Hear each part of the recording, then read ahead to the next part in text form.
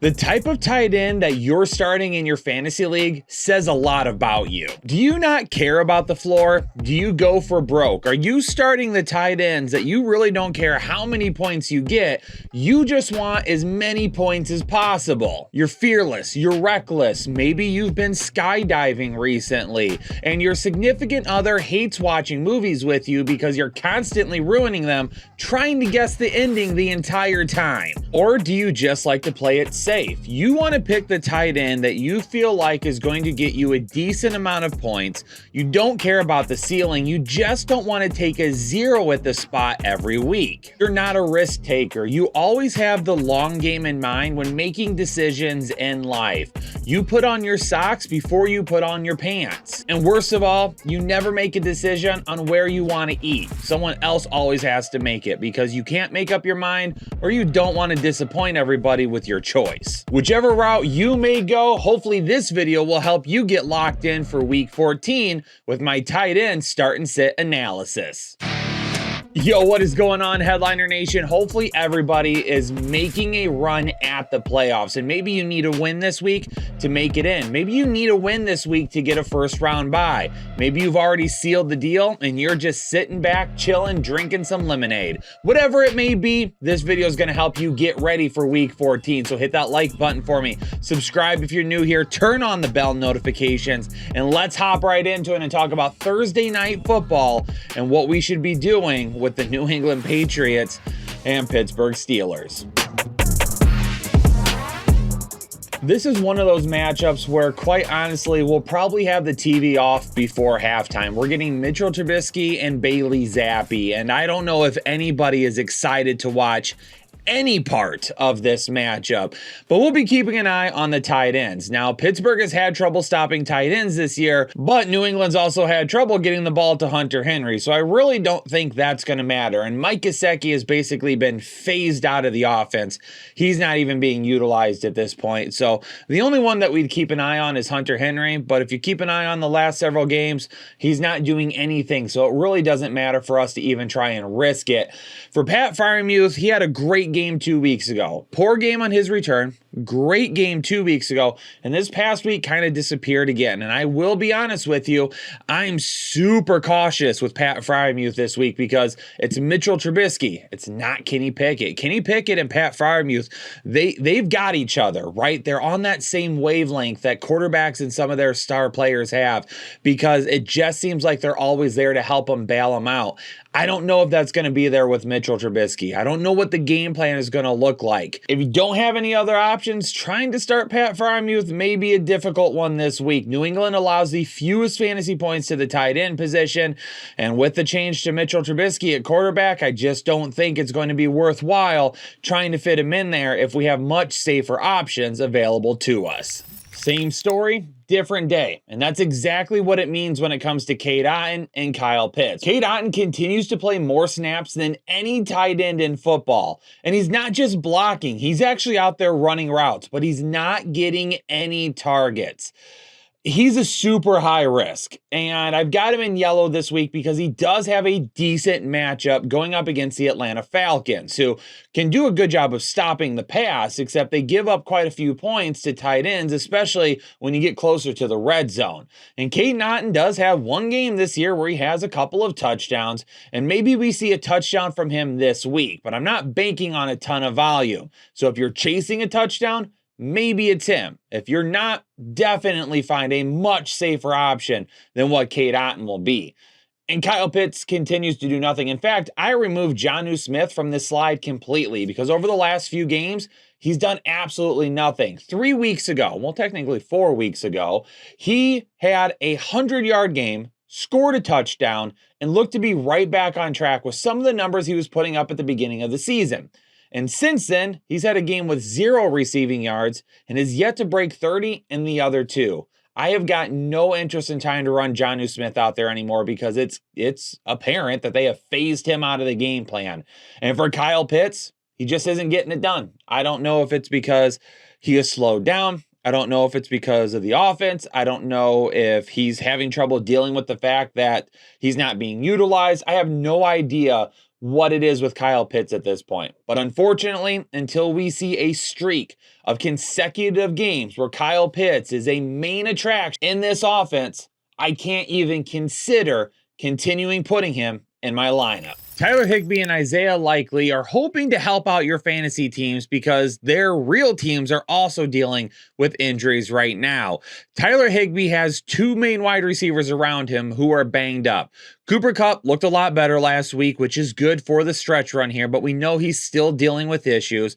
And then Puka Nacua, I mean, he's banged all to hell right now. He's got rib injuries, it feels like, and shoulder injuries and back issues. It just feels like every time Puka's stepping on the field, he's getting banged up. And because of that, Tyler Higbee in a decent situation could see a few extra targets this week. Both of these teams are ranking in the bottom third of most fantasy points allowed to the tight end position this season. So for Tyler Higbee, even if he sees 4 or 5 targets, the name of the game is going to be finding the end zone, because I don't know if the volume itself will be enough, especially if Cooper Kupp is as good as he looks after last week. For Isaiah Likely, the ceiling that we saw with previous Mark Andrews injuries doesn't seem to be there now that they have a better group of wide receivers around Lamar Jackson. But he has a decent floor, it feels like. Couple of weeks ago before the bye, comes out and gives you right around 4 or 5 fantasy points. And that really feels like kind of his floor each and every week. But I don't know if his ceiling is much higher than that. When I look at Isaiah Likely and the way this offense is built right now, I see more of a guy that's going to be a fringe tight end too. A guy that might finish right around 13, 14, 15 with a little bit of upside that could put you maybe around 12 or 11, but that's going to have to be a touchdown to help you get any higher than that. For Detroit and Chicago, welcome into my Manscaped must-watch matchup of the week. If you're looking for some stocking stuffers or something to put under the tree for your significant other, Manscaped has a ton of new products on the shelf right now that will absolutely help you fulfill all those Christmas wishes. Make sure you head on over to manscaped.com, use code word headliners when you get ready to check out, and you're going to get 20% off your entire order and free shipping. Last time Detroit and Chicago got together, it was a back and forth affair, and Sam Laporta is coming off his best game of the season, absolutely dominating the New Orleans Saints. And Cole Kmet, we've seen him dominate the Detroit Lions in the past. When you take a look at what these guys are going to do in this coming week, Sam Laporta feels like the guy that's going to give you more volume, more targets, more receptions, more receiving yards. Cole Kmet feels like the guy that maybe he doesn't see the amount of volume that we would like, but if Chicago can get to the red zone, he is absolutely going to be the main target for Justin Fields. And even if he doesn't have as much volume as Sam Laporta does, I still think he sees more than enough to have a really, really solid floor this week with that touchdown upside that takes him into the top 5 tight ends. Will I have him ranked there? We'll have to wait and see after I break it down a little bit more, but I definitely like what both of these guys could do in this matchup. Ooh, look at that, a Kylen Granson sighting last week, going over 70 receiving yards for the first time all season. And now he's going to get a Cincinnati Bengals defense that has had tremendous trouble stopping tight ends this year. I mean, Cincinnati is allowing the 3rd most passing yards and the 3rd most fantasy points to the tight end position so far on the season. So hopefully Kylen Granson can maybe put together back-to-back weeks of decent fantasy performances. Now, last week, going over 70 receiving yards, it was only on 3 receptions. He did have a reception of over 40 yards that kind of put together a majority of the day. Does that happen this week? Oh man, it's highly unlikely that he puts together another big week. But given that it is a good matchup, I am going to list him in yellow because if you're trying to stream the position this week, there aren't a lot of great options out there to pick up, but Kylen Granson could still be on waivers if you've really found yourself at that point. Listen, when I make a good call, I love to celebrate it. When I make a bad call, I'll be transparent about it. But there is nothing better than making a super solid call at the tight end position. One of the reasons why the community has dubbed me the tight end whisperer. And I really felt like I lived up to that status last week when the entire week I said, ladies and gentlemen, Evan Ingram is going to find the end zone for the first time this season. look what happened. Now, I had some concerns about leaving Evan Engram in green this week, given that CJ Beathard could end up being the quarterback. Now, it does look like that Trevor Lawrence escaped serious injury, which would be absolutely great for Jacksonville. And we'll monitor that throughout the rest of the week and what it looks like. But we also know that they're going to be missing Christian Kirk probably for the rest of the season, which is going to be more targets that could be filtered over to Evan Engram anyway. This is a situation that we will monitor because with Trevor Lawrence, we know he's looked Evan Ingram's way a lot this season. And if he does end up playing, maybe not this week, but in later weeks, Evan Engram with no Christian Kirk could become one of the safest tight ends that we have in fantasy football the rest of the year. Even if his ceiling isn't as high as we would like, he's definitely going to be a guy that's going to be just on the inside of the top 12 basically every week based on targets alone. But once again, who's going to be the quarterback this week? And that will be a big question as to where his ceiling ends up going. Now, David Njoku was on quite the stretch. I mean, he was putting together more top 12 weeks at the tight end position than anybody else over the last few weeks. But now we've had a change at quarterback with Joe Flacco. We've had some injuries at the wide receiver position, and Harrison Bryant ended up outplaying him last week. Now, mostly Bryant ended up playing because Amari Cooper got hurt, and they moved to a little bit more 12 personnel instead of 11, which means they were running 2 tight ends instead of 1. And we'll see how things change this coming week. But I am a little bit concerned that Joe Flacco may not be looking David Njoku's way as much as we would like. A lot of targets went to the wide receivers last week. We'll see if that changes and if David Njoku can get back on track. Hayden Hurst has been inactive the last 3 games, but even with no Hayden Hurst, the tight end position hasn't been doing anything for Carolina, even in probably the best matchup for the week. So unfortunately, not a whole lot to talk about there. But on the flip side, with the New Orleans Saints, Taysom Hill is going to be a pretty darn safe option this week, especially if Derek Carr cannot end up playing, because at the end of the game last week against the Detroit Lions, after Derek Carr came out, we were seeing Taysom Hill filter onto the field, switching it up with Jameis Winston more times than not. And he was even coming into the quarterback position before that as well. He was lined up outside at wide receiver, at tight end, running the football. And if he does get more snaps at quarterback, it makes him a much safer play than a lot of other tight ends. And it really helps boost his floor that honestly, without those snaps at quarterback, is absolute crap. And I will continue to argue that Taysom Hill should not be listed as a tight end in fantasy football, but he still is. And this week, he definitely could be the key to unlocking a victory if he's seen lined up at the quarterback position more times than we've seen so far this season. So for Houston and the New York Jets, we're going to continue to monitor Dalton Schultz, who missed the game last week. And I did not add Brevin Jordan to this slide because honestly, there's not a whole lot of stats that I can show you on the screen that would help you make a decision about Brevin Jordan. If Dalton Schultz doesn't play, Brevin Jordan is going to be an option now that we've seen Tank Dell also go down for the rest of the season.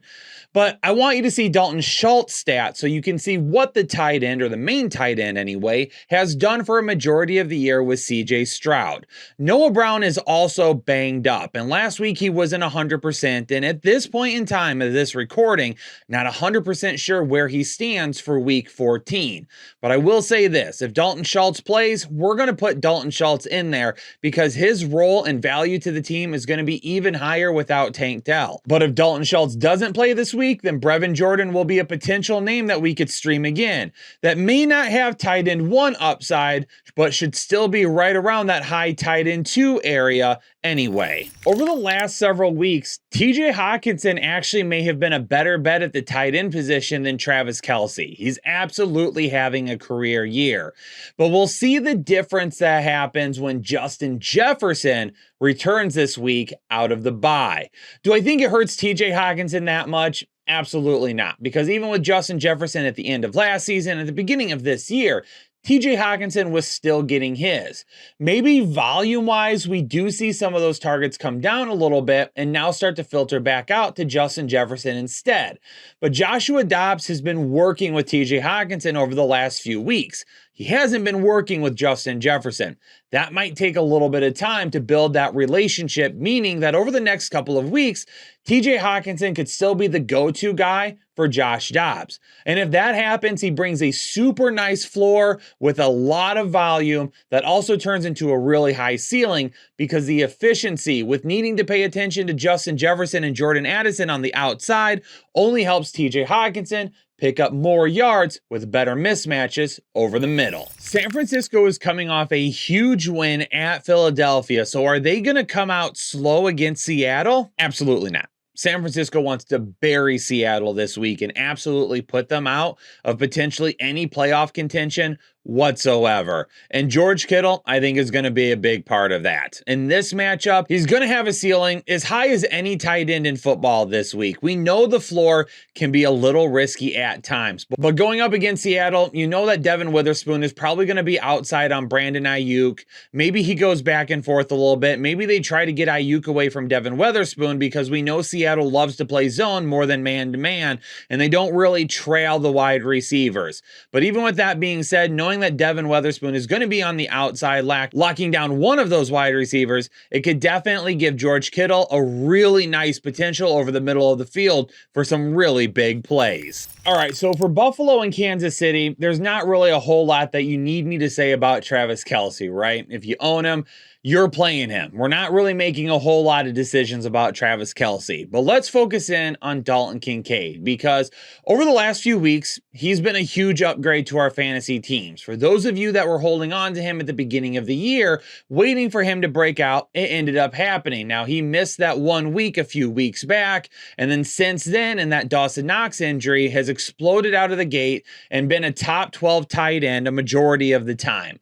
But Dawson Knox is expected back this week. We're going to have to wait and see how that affects the Buffalo Bills game plan. Dawson Knox, we know earlier in the year, was lining up at that true tight end position on the end line with his fingers on the ground, whereas Dalton Kincaid was typically lining up out in the slot.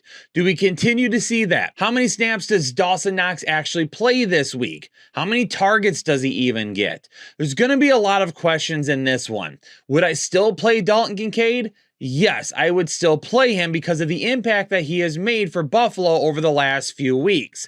It would be super discouraging knowing that Buffalo, with as many problems that they have had on offense staying consistent this year, would walk away from one of their most consistent weapons recently.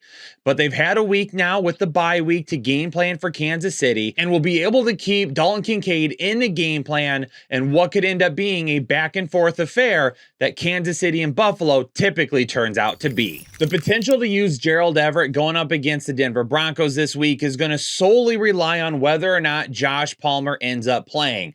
Right before I started recording, it was announced that Josh Palmer's 21-day practice window had been activated by the Chargers, and he would be back at practice the rest of the weeks in hopes in getting back on the field very soon. If Josh Palmer plays, Gerald Everett loses a lot of target potential. And even though this might be a decent matchup, the Denver Broncos, especially through the air, have been a lot better as of recent. But if Josh Palmer doesn't end up playing, then Gerald Everett will find himself for hopefully a few extra targets this week, even though over the last couple of weeks, we haven't seen a decent ceiling from him. The hope is always going to be a touchdown with Gerald Everett. But if he doesn't, he probably gets you about 4 or 5 fantasy points. May end up being just enough for you this week. But if you need higher upside, you'll want to look somewhere else. Literally right before I started to record this video, Dallas Goedert came out and said to the media, "I'm feeling good." His exact words were, "I'm 85 to 90% of the way to where I need to be." He plans on going to Dallas and he plans on playing this week, but